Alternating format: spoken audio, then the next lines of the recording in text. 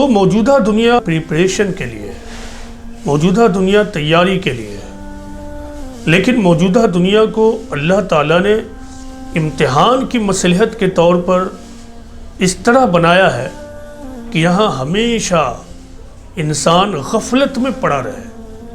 ایک حدیث میں یہ بات آئی ہے کہ جب لوگ کسی مردے کو دفن کر لوٹ رہے ہوتے ہیں تو پھر فرشتے لوٹنے والے کے اوپر مٹی اٹھا کر پھینک رہے ہوتے ہیں اور کہتے ہیں کہ تم لوگ جاؤ اور دوبارہ غفلت میں پڑ جاؤ، تم لوگ جاؤ اور دوبارہ غفلت میں پڑ جاؤ۔ اس حدیث میں دراصل تمثیل کی زبان میں موجودہ دنیا کی مصلحت کو بتایا گیا ہے کہ موجودہ دنیا کو اس ڈھنگ سے اللہ تعالیٰ نے بنایا ہے کہ انسان بار بار ہر لمحہ موت کے واقعے کو دیکھنے کے باوجود غفلت میں پڑا رہے گا۔ اس لیے جو لوگ بہت زیادہ اس معاملے میں کانشیس نہیں ہو، بہت زیادہ تھنکنگ نہیں کرتے ہوں، تو پھر ان کو غفلت کا شکار ہونے سے کوئی بھی نہیں بچا سکتا ہے۔ سائنس سے ہمیں ایک بات اس سلسلے میں اور معلوم ہوتی ہے کہ آخر ایسا کیوں ہے کہ انسان اتنے بڑے واقعے سے سبق نہیں لیتا ہے۔ موت کا واقعہ جو ہر لمحہ پیش آ رہا ہے، اس واقعے سے انسان سبق نہیں لے رہا، آخر کیا بات ہے؟ تو موجودہ سائنٹیفک ریسرچ سے ایک بہت ہی امپورٹنٹ بات اس سلسلے میں معلوم ہوئی ہے۔ وہ کیا ہے؟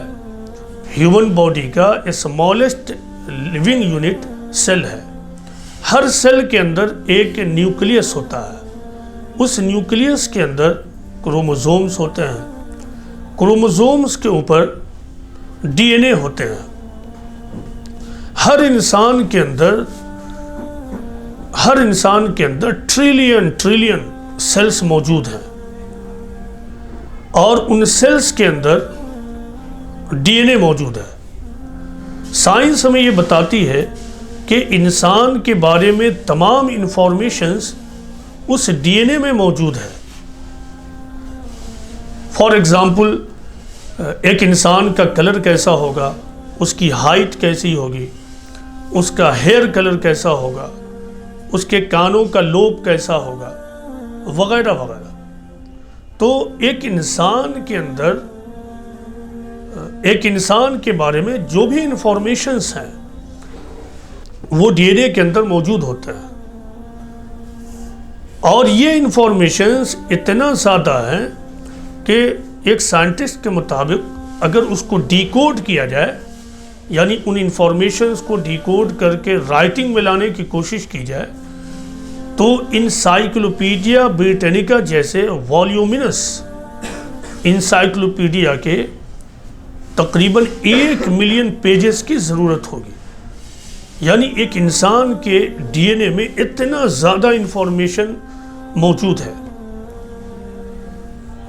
مگر سرپرائزنگلی انسان کے ڈی این اے میں انسان کے ڈیتھ کے بارے میں کوئی انفارمیشن موجود نہیں ہے۔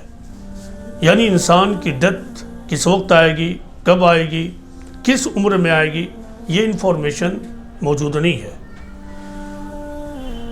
آخر کیوں ایسا ہوا کہ انسان کے ڈی این اے کے اندر اس کے بارے میں تمام انفارمیشنز تو موجود ہیں، لیکن خود اس انسان کے ساتھ ہونے والے اتنے بڑے واقعے کے بارے میں ڈی این اے کے اندر کوئی انفارمیشن موجود نہیں ہے؟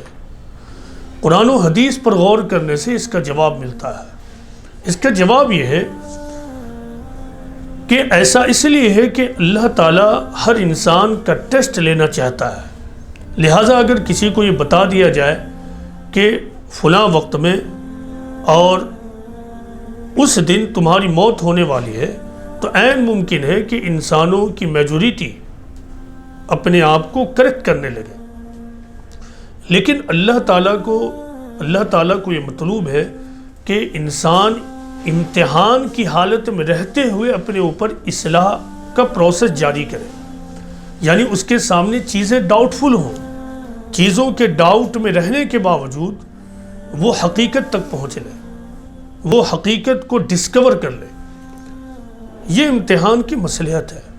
یہی وجہ ہے کہ موت کا واقعہ جو اس دنیا میں سب سے زیادہ ہونے والا ایک واقعہ اور حادثہ ہے، اس کے باوجود انسان اس معاملے میں غافل ہے۔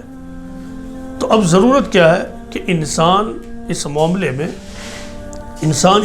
میں بہت زیادہ محتاط ہو، یعنی ڈی این اے کے پروگرامنگ کے خلاف وہ ایک پروگرامنگ چلائے، ڈی این اے کے پروگرامنگ کے اگینسٹ وہ ایک پروگرامنگ چلائے۔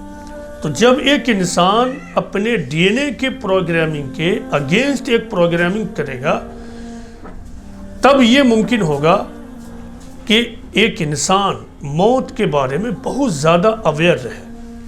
اسی وجہ سے پیغمبر اسلام محمد صلی اللہ علیہ وسلم نے ایک مرتبہ یہ کہا تھا کہ اکثروا ذکر حازم اللذات یعنی الموت، یعنی remember more often the death which is the destroyer of pleasures، یعنی موت کو بہت زیادہ یاد کرو جو لذتوں کو ڈھا دینے والی ہے۔ اسی امتحان کی مصلحت کے تحت پیغمبر اسلام محمد صلی اللہ علیہ وسلم نے انسان کو بار بار یہ ہدایت دی کہ موت کو بہت زیادہ یاد کرو، اکثروا ذکر حازم اللذات یعنی الموت، remember more often the death which is the destroyer of the pleasures۔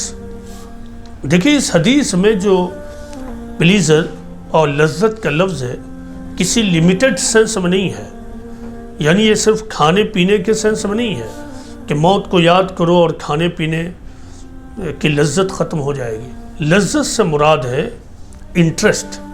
ایک انسان جس چیز میں انٹرسٹ لیتا ہے اسے ہی لذت کہا جا رہا ہے۔ تو لذت کیا ہے؟ لذت، انٹرسٹ آدمی کو حقیقت سے دور کر دیتا ہے۔ تو موت کی یاد آدمی کو دوبارہ حقیقت کی طرف لانے میں بہت زیادہ مددگار ہے۔